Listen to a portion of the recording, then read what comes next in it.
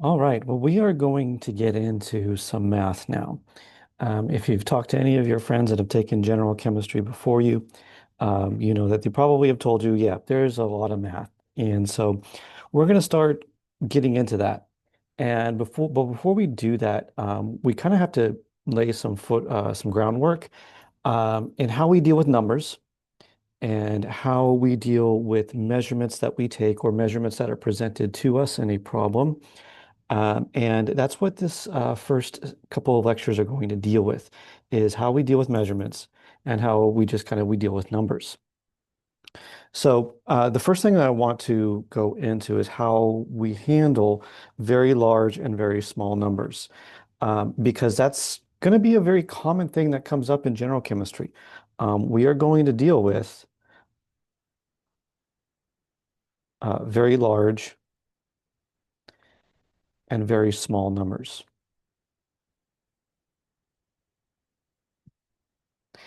And let's just kind of take an example of, let's say like 5 trillion. So I'm going to do 5 and then I'm going to do all of these zeros.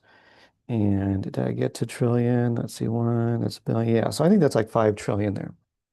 Now, in chemistry terms, especially if we're dealing with like atoms, like that's really small. Um, if we're looking at a sample of a compound or something. But, in our minds that, 5 trillion is a pretty large number. And it gets kind of redundant and, kind of a pain to have to draw out all of those zeros. And if we're taking data, there's also a huge potential to make mistakes. It's very easy to leave out a zero and then all of a sudden you're off by a power of 10. So there's got to be an easier way to represent a very large number or a very small number. Kind of think about like a decimal that has all these zeros in front of it. So we'll get to small numbers in a little bit. But here's how I want you to think about this number and then how we're going to handle it. Think of it this way. If I do 5 times 1 trillion, that's the same result. And you probably have taken a math class. I can represent that 1 trillion as this exponent of 10 to the 12th.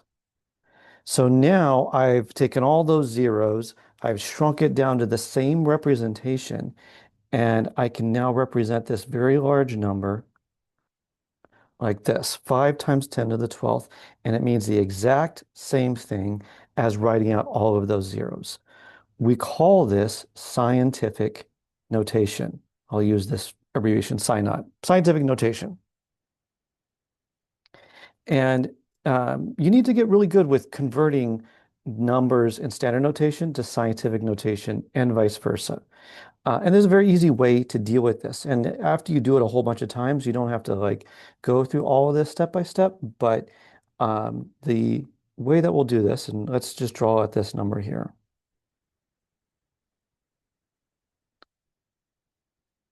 Okay, and now how do we express this as scientific notation? Well, I'm going to take this decimal point here, and I just drew it in. It's assumed to be there. And I'm going to move it 1, 2, 3, 4, 5, 6, 7, 8, 9 places until I get to 1 digit to the left of the decimal point. That's the rule.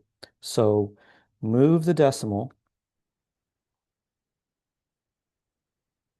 until you get to 1 digit to the left of the decimal point.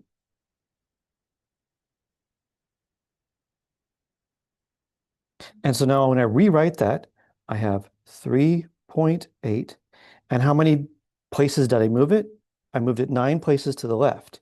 So my times 10 is going to have times 10 to the ninth. And that is a positive number since I moved the decimal to the left. We'll see that it'll be the opposite when we deal with small numbers in a little bit. Now, it is technically incorrect for me to have said 38 times 10 to the 8th. Even though that ends up being the same number, that's not the standard notation. Or to say 0.38 times 10 to the 10th. Again, same number, but the standard notation for scientific notation is to just have one decimal, I'm sorry, one digit to the left of the decimal point. Now, how do we go the other way?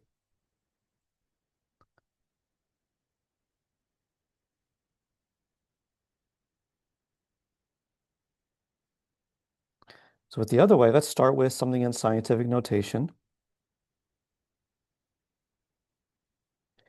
And I'm just going to reverse my process. I'll start here with the 6.3. And that exponent there says 5. So the exponent on the times 10 term there is to the 5th. So I'm going to move my decimal point 5 places. 1, 2, 3, 4, 5. And wherever these little, crevices here, I'm just going to put a 0.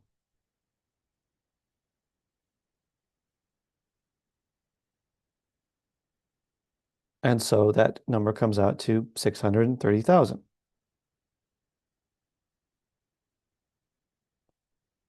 So let's do some practice, kind of solidify this here. So we express these numbers in scientific notation. So if a decimal point isn't there, just kind of draw it in for your reference. And I'm going to move it until there is one digit to the left of that decimal point. And since I moved the decimal point to the left, my exponent will be positive. I moved it 3 places to the left, so I have a 3 there. I don't have to put +3. You just, if it's a positive number, you don't have to put the sign. Now let's look at the next one. I start here, and I'm going to move that decimal point until I get to one digit to the left of it. So that's 1, 2, 3, 4, 5, 6, 7, 8, 9 places. So I'm going to write 4.8 times 10 to the 9th. And then on the last one, again, I'm going to do the same thing. Move this until there's only one digit to the left. So 1, 2, 3, 4, 5 places. 4.563. So I'm writing all the non-zero digits. You got to keep those in. We'll talk a little bit more about how we deal with measurements, but right now we're just keeping all those numbers in. And I moved it 1, 2, 3, 4, 5 places. So it's times 10 to the 5th. Now, to represent very small numbers, it's the same process of moving a decimal.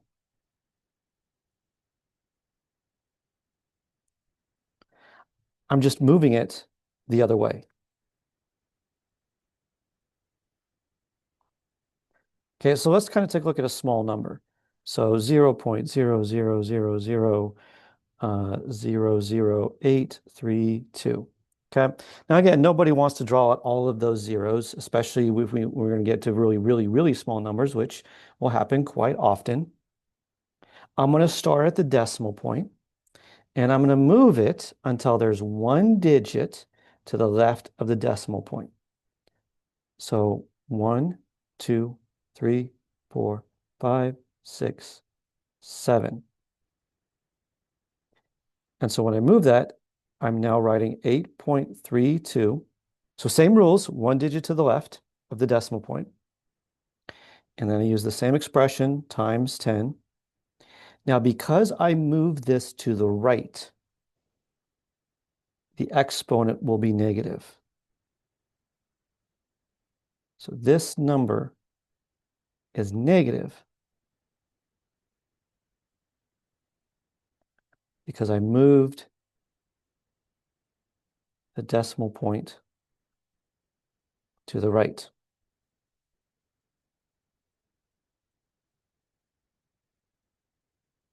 If I want to go the other direction, so let's say I have a number expressed in scientific notation, but I want to put it in standard notation, I'm going to do the same process as before. I start with my 6.5, but since this is a negative exponent, I'm going backwards. I'm going to move it to the left. 1, 2, 3. Now my decimal point's right there. I'm going to fill in those gaps with zeros. So my number is 0.0065. This little zero here, is just a placeholder. Doesn't change the number at all. It just kind of makes the decimal look nice. So you'll see that they're probably like nearly 100% of the time. So that's how we deal with very large and very small numbers. I highly recommend doing a whole bunch of practice problems so that this just becomes kind of second nature. So let's do a few practice problems expressing small numbers. So again, I'm going to start with the decimal point, and I'm going to move them, or move it, I should say, until I get to one digit to the left of the decimal point. So in this case, I moved it 1, 2, 3, 4, 5 places. So I'm going to write 3.59 times 10 to the negative fifth. Now I'll do the same thing for the next one. So I'm moving it 1, 2, 3, 4, 5, 6, 7, 8, 9, 10 places. So 9.22 times 10 to the negative 10. Again, it's negative because I had to move the decimal to the right. And then finally on this last one, I'll start at the decimal point, move it 1, 2, just until there's one decimal to the left of that decimal point, or I should say one digit to the left of the decimal point. And I moved it 2 places to the right, so the exponent is 10 to the negative 2.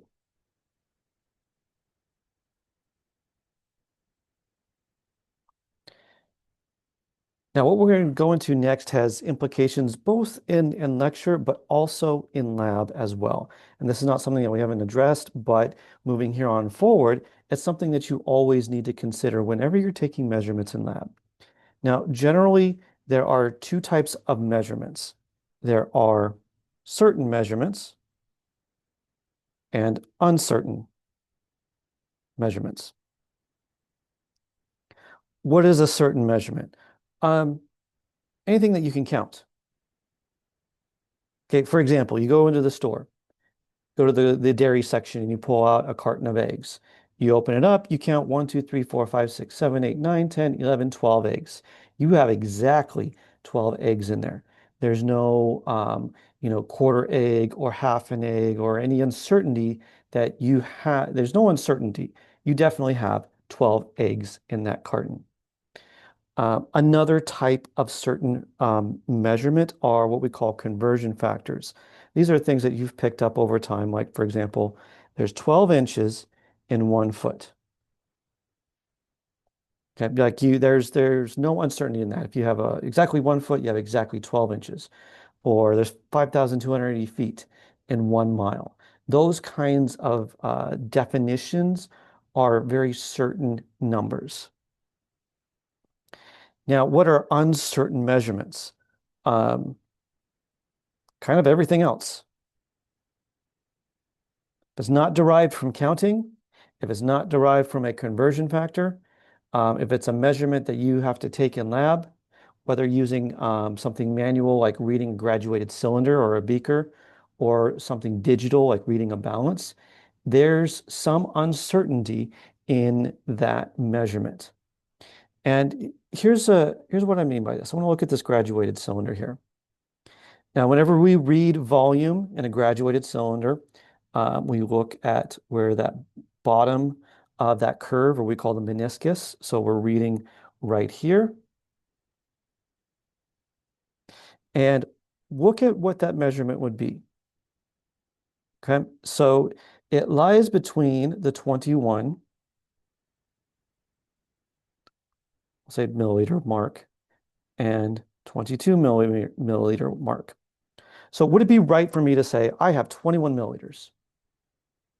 Or would it be right for me to say I have 22 milliliters? That's not the most exact precise I could get. with that. And let me back up. I shouldn't say exact. I could do better than by saying 21 or 22. I can kind of estimate where that meniscus lies between 21 and 22. So if we look at kind of this super zoomed in picture here, and again, this depends on the reader, okay, or the experimenter who's looking at it. To me, that kind of looks maybe a little above halfway. So I might say this measurement is 21.6 milliliters. Someone else might come along and say, oh, no, no, no, I think that's a little more than that. I'm going to say 21.7 milliliters. Now, we both agree that it's above 21. So that's not uncertain. But where we disagree on is that this last digit here, I'm just going to put a line over it. We're not certain on it. We can't come to a consensus on it. We are not certain on that digit. And so this last digit here we call digit of uncertainty. And in any measurement, that last digit is that's what we call it, is that digit of uncertainty. We can't estimate any further. If we did, we kind of would be doing bad science. If we said, oh, I think it's 21.7432. No, there's no markings on that graduated cylinder to get that precise. So we can go, we know it's between 21 and 22. We're going to go one last digit. And that's how we handle kind of making these manual measurements when you make the measurement. Now, what about something like digital, electronic, that basically tells you what the measurement is? Like, for example, a balance. Okay, similar to the balances you use in lab. Just like you making a measurement with a graduated cylinder, a balance has to make a measurement with a digit of uncertainty. And this is based on how precise the instrument is. Some are really not precise. Like I have a balance at home when I make my coffee. I weigh out, about 40 grams of coffee.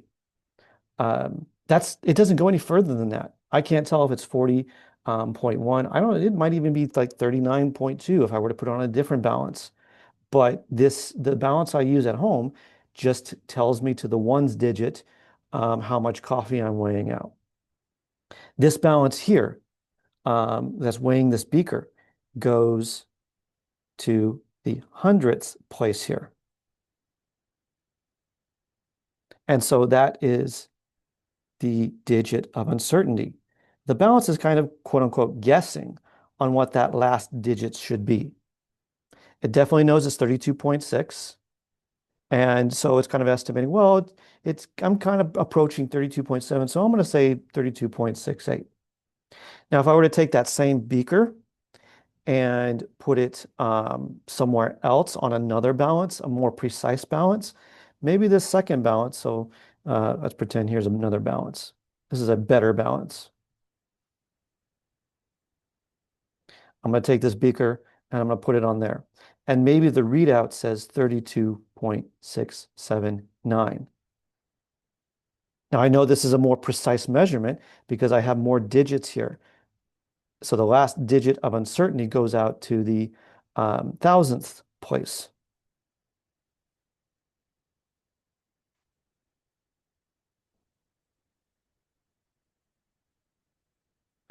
So measurements that you take in lab always have one digit that you were just not certain about.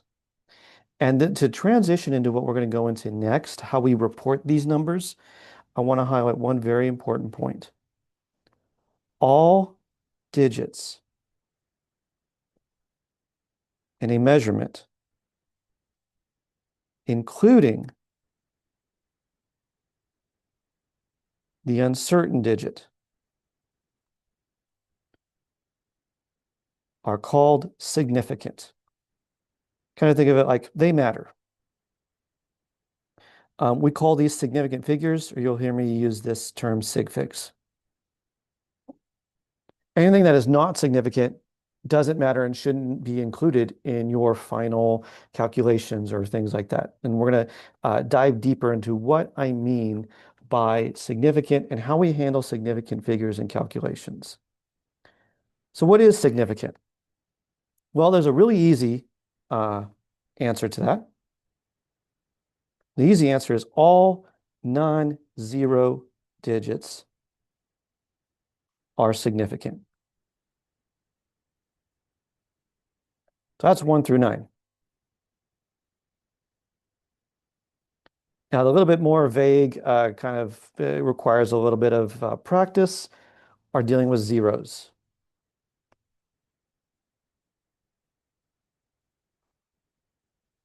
And it really just depends on the situation. Because zeros sometimes, a zero in one measurement might be significant, but a zero in another measurement might not be. So it's good. It takes a little bit of practice to know when a zero is significant and when it is not. Number one, zeros between two significant figures are always significant. So like, for example, this number 108. Since 1 and 8 are significant, this 0 is significant. We would say that this number has 3 sig figs.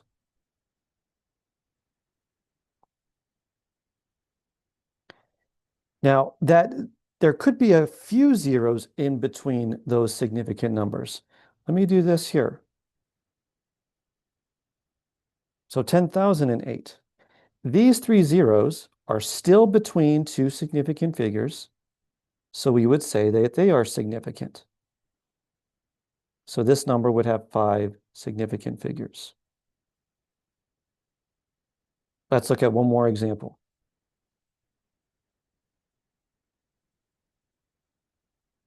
So this number here. This 0 is significant because it's between 1 and 8, two significant figures. But these here at the end are not significant because they are not between um, those any significant figures.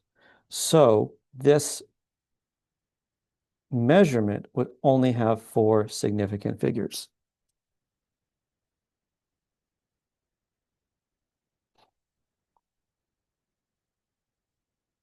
And this will kind of go into our next point. We call these zeros at the end of a number a trailing zero.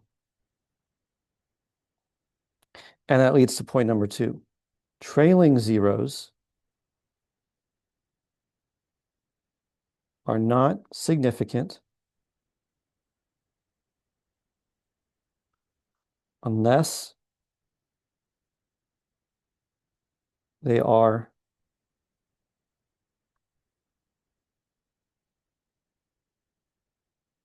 to the right of a decimal point.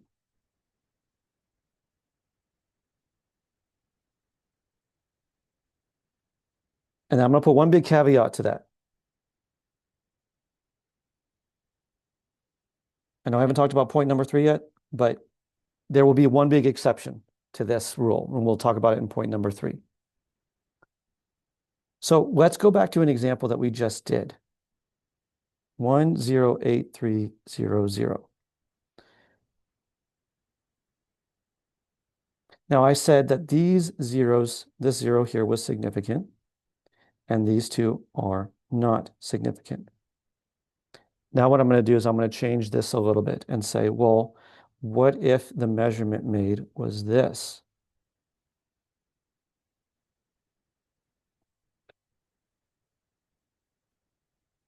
Now this 0 is still significant.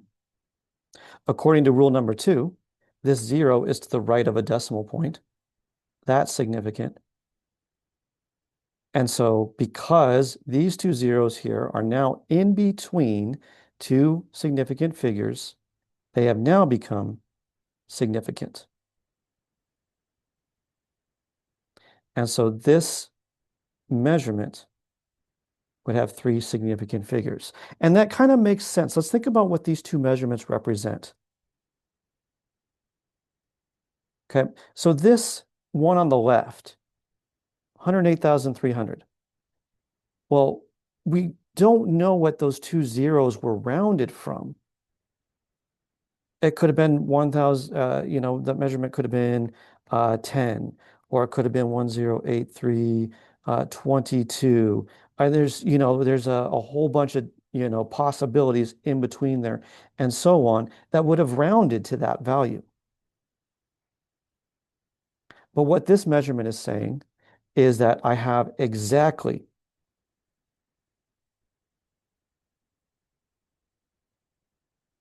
that many whatever things.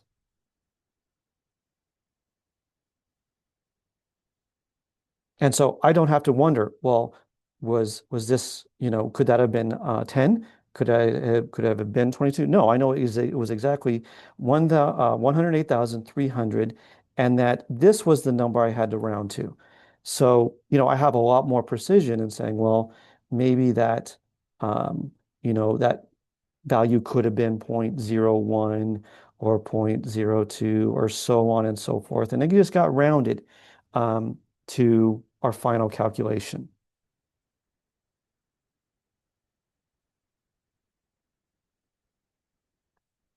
Now, let's go to point three. I kind of alluded to this. This is the one big exception to number two. Leading zeros are never significant. So remember, trailing zeros are the ones at the end of the number. Leading zeros are the ones at the beginning of the number. And where you see this is in with very small decimal numbers.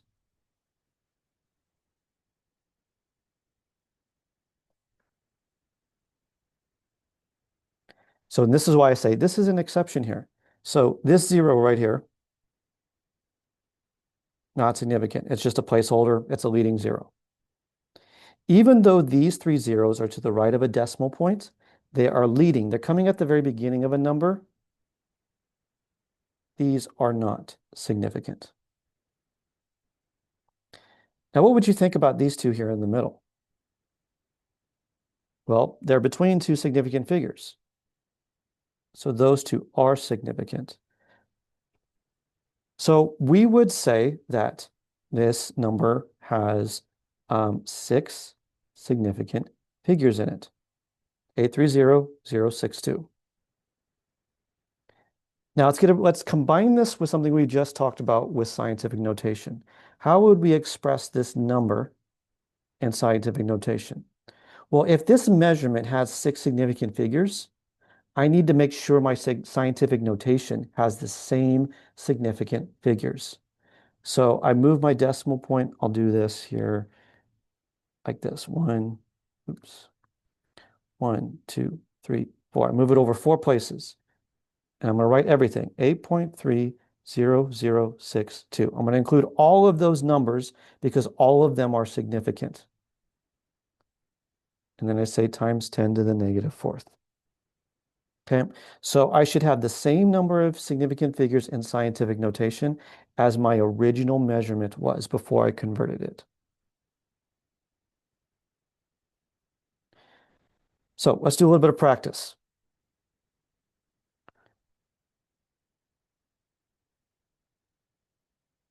Okay, so how many significant figures are in this number? Well, the trailing zeros, I'm sorry, the leading zeros are not significant here because they come at the very beginning of the number. So there's only two sig figs, the 3 and the 5. Now, how about this, 1080?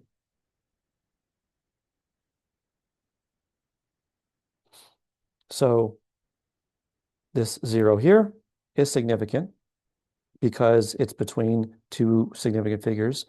This zero at the end is not to the right of a decimal point, so it is not significant. There's only three significant figures here.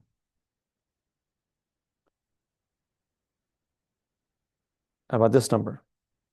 Well, there aren't any zeros, so any digit 1 to 9 is significant. So all four of these are significant.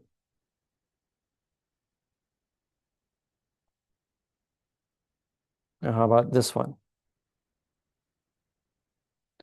Now, when you're looking at scientific notation, you do not include anything from that exponential notation there as significant. You're just calculating or looking at this number right here. They call it the mantissa. And so there are three significant figures in that measurement.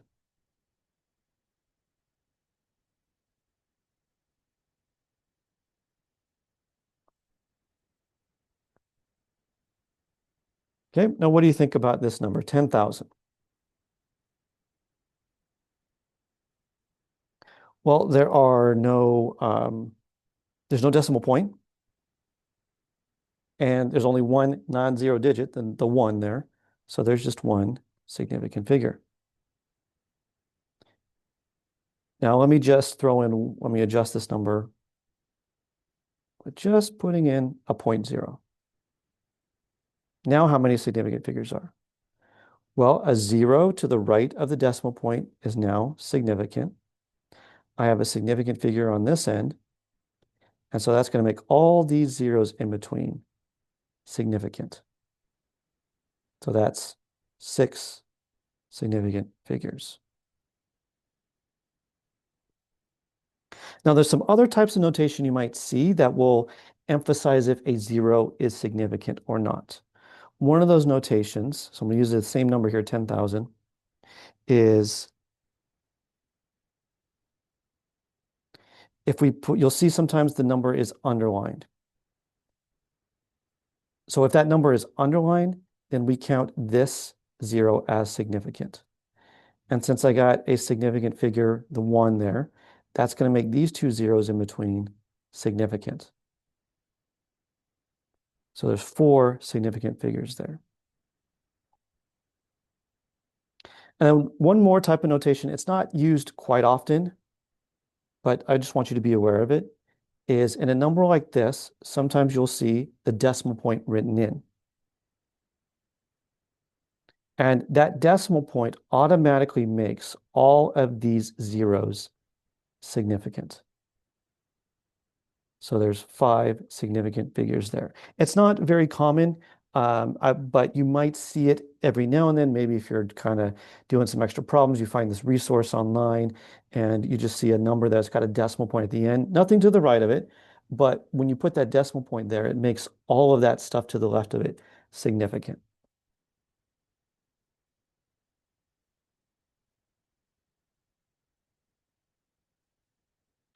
Now, let me tie this to something I stated at the kind of at the beginning when I was talking about measurements.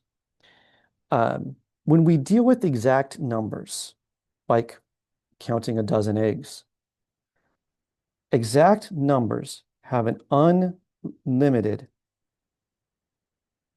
number of sig figs.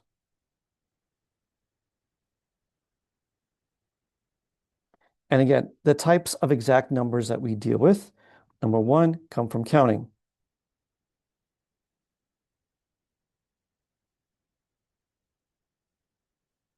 So like, for example, if we go look at our periodic table and ask you, how many protons are there in helium?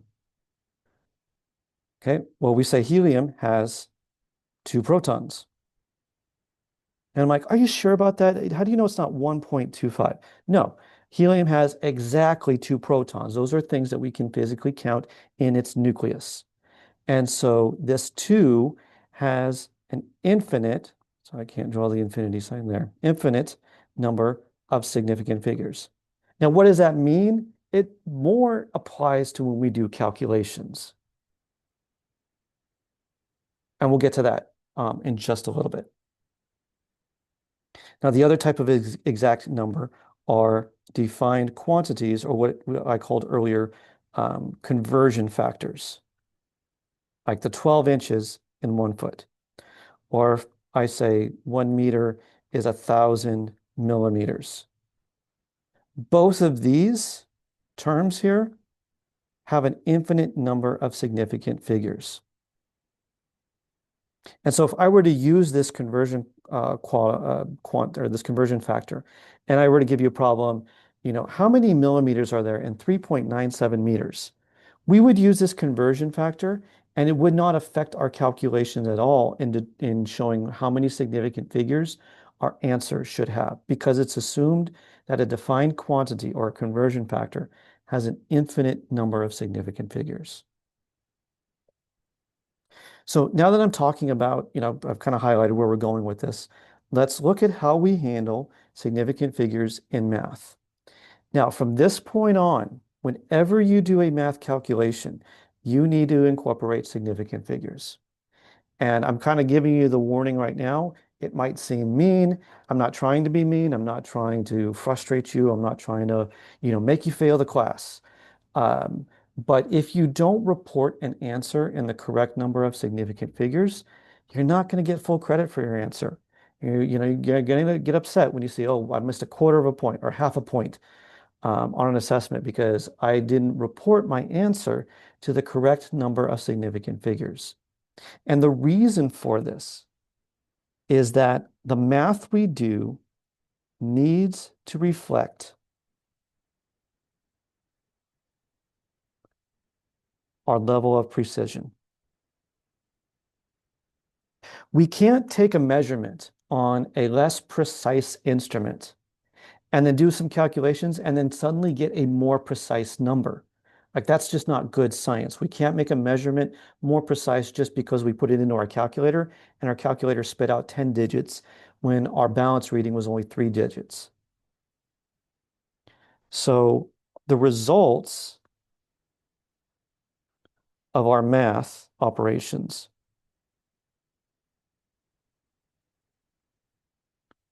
are limited by our least precise measurement.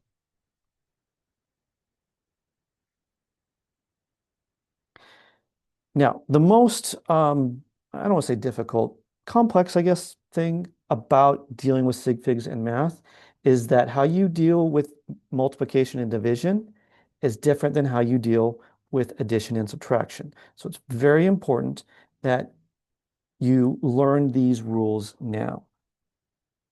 For multiplication and division, your answer for any math problem is based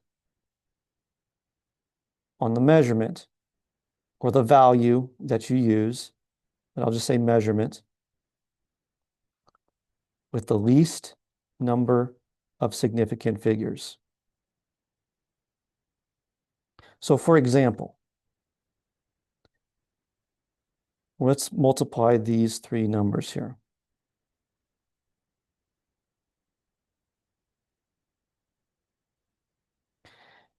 Now, if you put this into a calculator, it's going to spit out a value of this.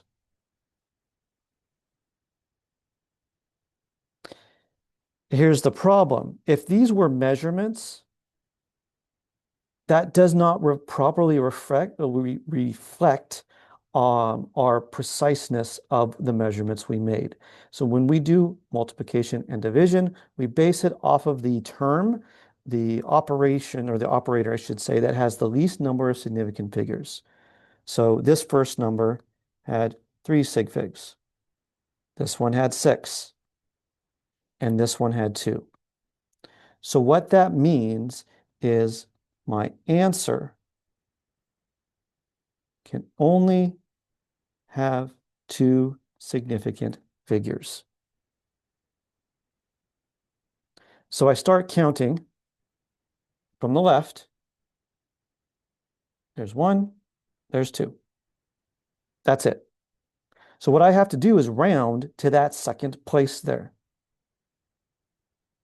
So my answer here, since the next digit over is 5 is 5 or more, I raise this digit I'm rounding to, and everything else becomes zeros. This would be the answer that I would report. I rounded it to 2 significant figures.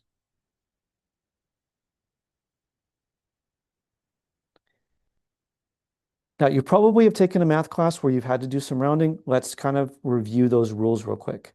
Okay. So for rounding,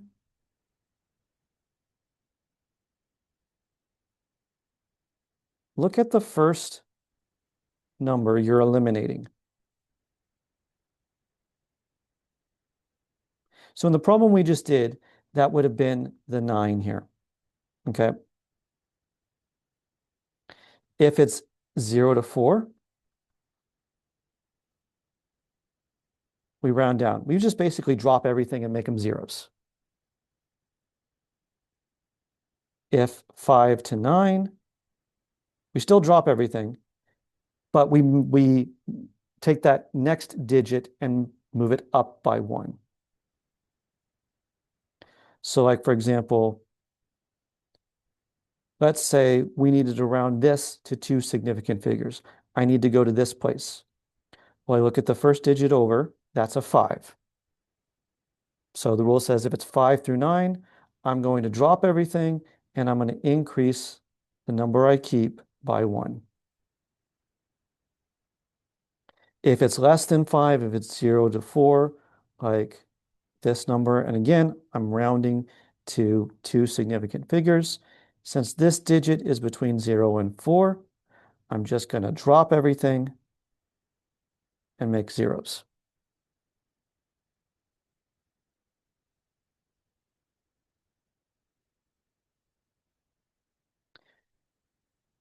Now, one important thing to note is what happens if I'm doing mixed operations? What if I'm doing some multiplication and division? Okay, so when doing multiple operations, it's very important that you do not round until the end. Because every time you round, you add error to your calculations. So save everything, draw it all out, all your digits in the process of your math. And at the very end, you go back and you evaluate significant figures. So for example, let's say we do this series of operations.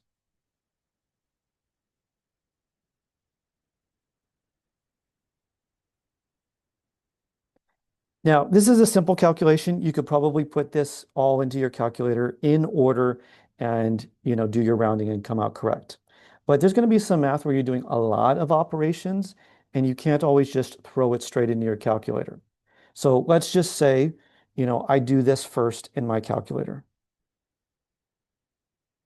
That comes out to 79.5648.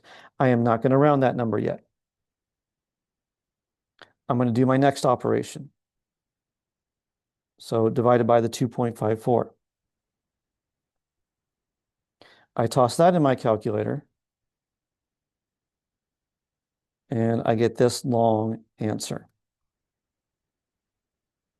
Now is when I'm going to go back. And since I did multiplying and dividing, I'm going to base it off of the term that had the least number of significant figures.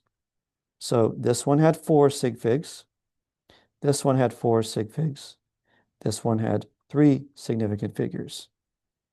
So I can only include 3 significant figures in my answer. I look at the next digit over, that's 2, so it's between 0 and 4. So I'm going to round down. My final answer is 31.3. That's the answer that you report. That's the one that you show after all of your rounding. Now, when it comes to addition and subtraction, the rules for how do you figure out how many sig figs you should have is different. Okay, so I want to highlight that this is not the same rules as multiplying and dividing. With addition and subtraction, it's limited by the location, not the number of sig figs, but it's limited by the location of the uncertain digit. Remember, where's that uncertain digit? It's the last one of the measurement.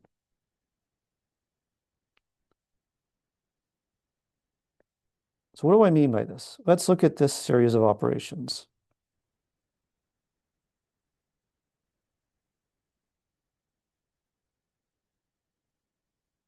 Now, if I throw this in my calculator, It's going to go left from right, do the order of operations. This is the number my calculator spits out. Since the only operations I did were addition and subtraction, I am not counting the number of sig figs. I'm going to look at each of those terms, each of those measurements, and look at where the least or where that uncertain digit was. So for the first term, that's here in the hundredth place. For this measurement, it was in the thousandth place. And in this measurement, it was in the 10th place. And so I ask myself, which one has the lowest level of precision? And the answer to that is it's the measurement where the uncertain digit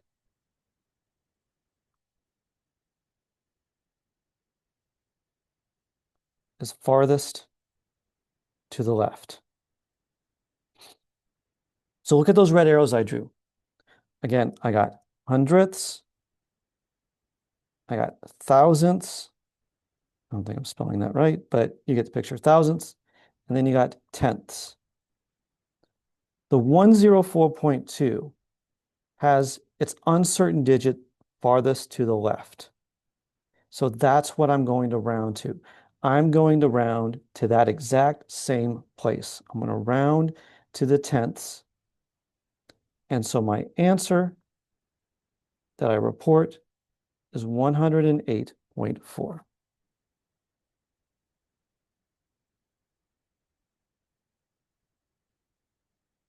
All right, let's do a little practice on this.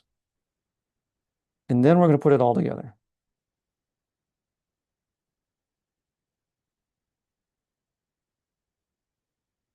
Okay, so we add these two numbers together.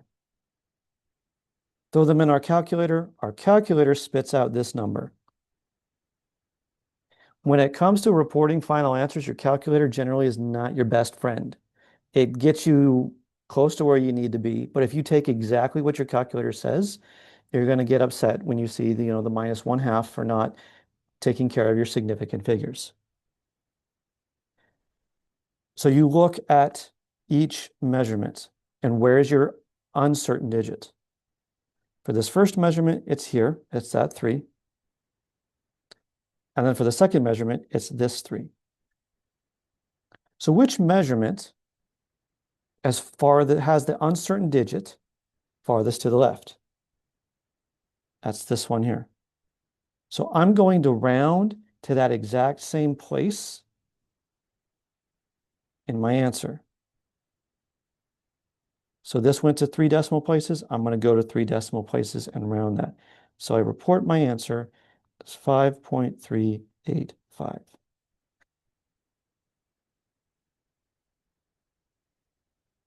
Now let's look at another one.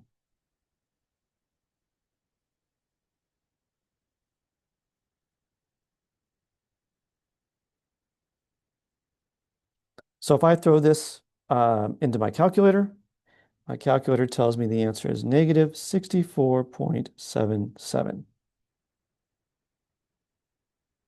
Okay, but this was something we did in a chemistry lab. We can't just rely on our calculator to do our significant figures for us. So this was a subtraction problem. So I'm going to look at where my uncertain digit is. For the first term, it's the 3.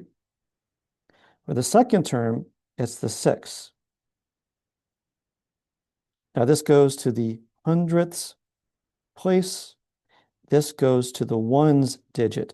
Which uncertain digit is farthest to the left?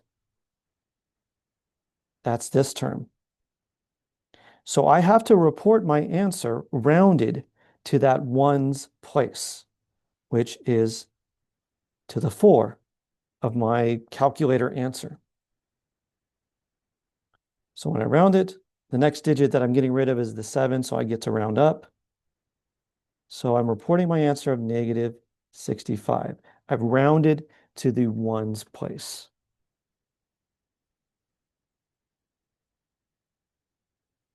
Now, finally, let's put all of this together.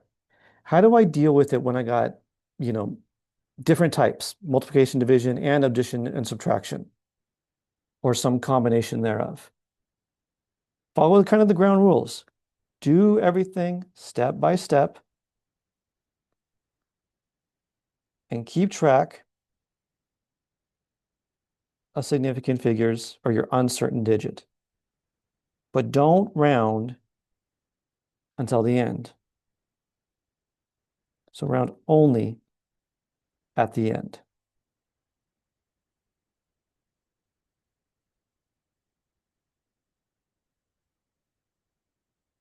So let's look at an example here.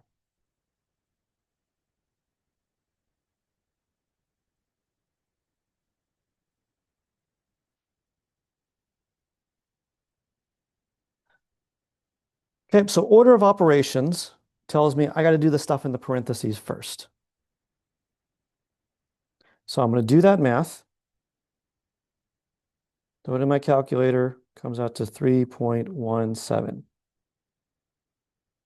I'm not going to round it. I know I just did a subtraction operation, but I'm not going to round yet. What I will do is keep track of that operation's significant figures requirement. It was subtraction.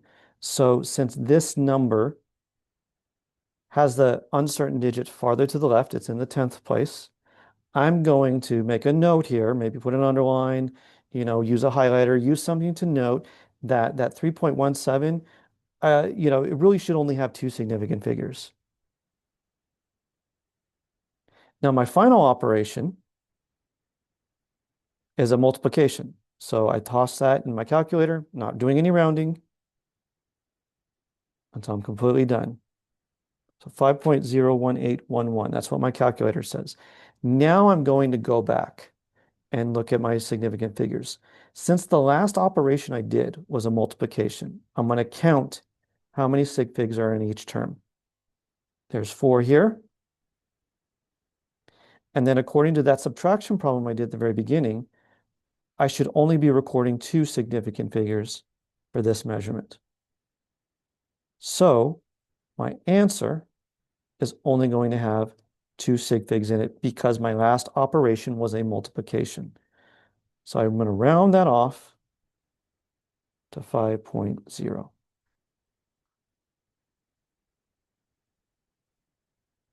right, let's do another example. So 6.78 times 5.204 times 6.479 minus 5.05. All right, let's combine our multiplication, our first two multiplication terms there. And again, if I spit that into my calculator, or if I put that in my calculator, it spits out this number. Now let's take a step back and analyze that. This term has 3 significant figures, and this term has 4. So I know, I'm not going to round yet, but I know that this term that the calculator spit out at me should only have 3 significant figures. I'm not rounding yet. Now let's do the other math. The other math had those parentheses there, the subtraction in the parentheses. So when I do that, the calculator says 1.429. Now, since this was a subtraction problem, my least precise digit, I'm sorry, my uncertain digit for this first term was the 9. For this term, it was the 5. So what that tells me is that this 1.429 really should have stopped at the 2, but I'm not rounding.